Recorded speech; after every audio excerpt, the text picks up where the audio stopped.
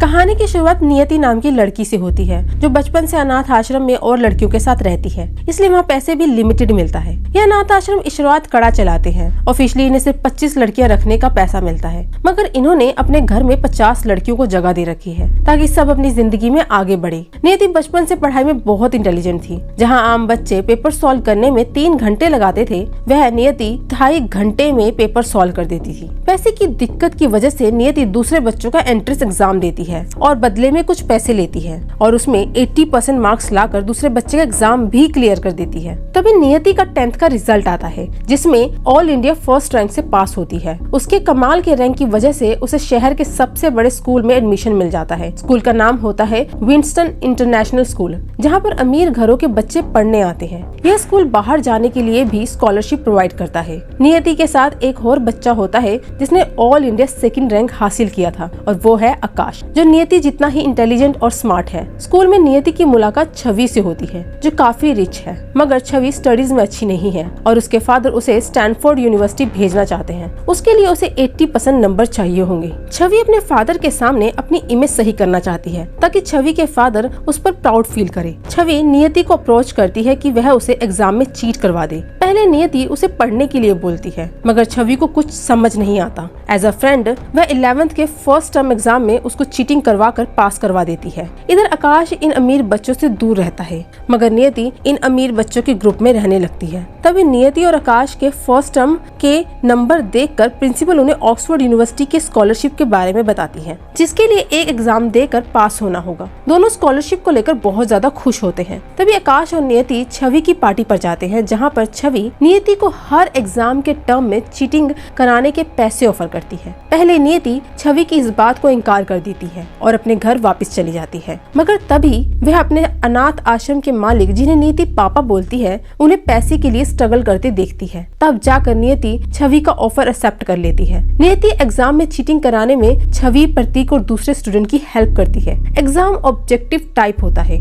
इसलिए वह लोग option A, B, C, D का इशारा तय करते हैं और हर एग्जाम में नियति ऑप्शन के हिसाब से इशारा करती है और सबको आंसर्स बता देती है। मगर इस प्लान के बारे में आकाश को कुछ नहीं पता होता। इस तरह 2nd टर्म के एग्जाम्स भी क्लियर हो जाते हैं, मगर 3rd टर्म में एग्जाम्स 2 सेट में आते हैं। कुछ बच्चों को सेट A दिया जाता है और दूसरे बच्चों को सेट B।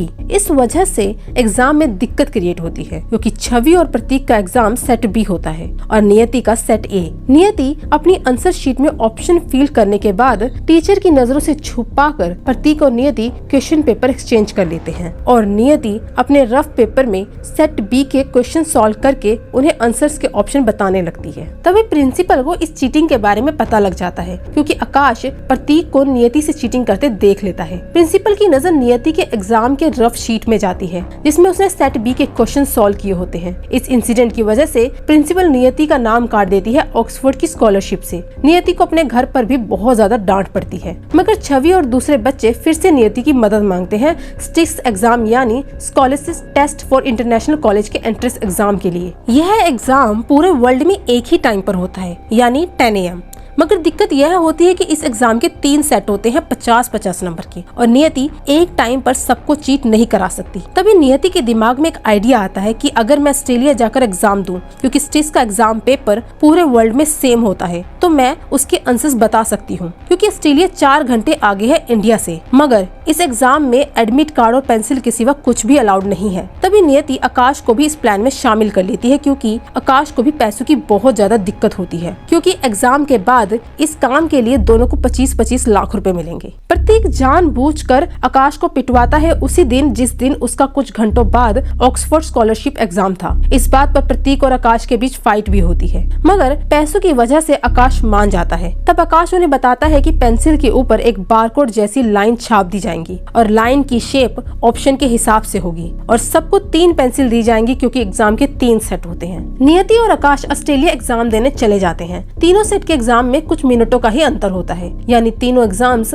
लगातार होंगे। इंडिया में सभी बच्चे प्रिंटिंग शॉप पहुंच जाते हैं। इधर ऑस्ट्रेलिया में नियति और आकाश अपने अपने फोन वॉशरूम में छुपा देते हैं। हर सेट में 50 क्वेश्चन है, इसलिए एक साथ सारे ऑप्शंस यानी आंसर्स याद रखना मुश्किल होता है। इसलिए पहले 25 क्वेश्चन के ऑप्शन नियति याद रखेगी और नेक्स्ट 25 क्वेश्चन के ऑप्शन आकाश। दोनों पहला सेट का एग्जाम 15 मिनट पहले दे देते हैं और फटाफट वॉशरूम जाकर उस फोन से आंसर्स छवि को सेंड कर देते हैं। मगर सेकंड सेट के आंसर सेंड करते वक्त आकाश वॉशरूम में पकड़ा जाता है, मगर आंसर सेंड कर चुका होता है। इस वजह से नियति की भी चेकिंग होती है, जिसमें उसके सारे कपड़े लेडीज पुलिस उतरवाती है, मगर नियति बच जाती है और अपना थर्ड सेट का एग्जाम देती है। नियति थर्ड सेट के आंसर सेंड कर देती है। इधर इंडिया में सभी बच्चे 3 सेट के आंसर्स के साथ जो पेंसिल के ऊपर प्रिंट होते हैं एग्जाम देकर क्लियर कर लेते हैं, मगर नियति जब वापस आती है तब छवि से पैसे लेने से इनकार कर देती है, क्योंकि छवि ने अपने मतलब के लिए उसे इस्तेमाल किया होता है। प्रिंसिपल की मदद से नेक्स्ट ईयर नियति ऑक्सफोर्ड यूनिवर्सिटी का स्कॉलरशिप एग्जाम क्लियर कर लेती है। मगर आकाश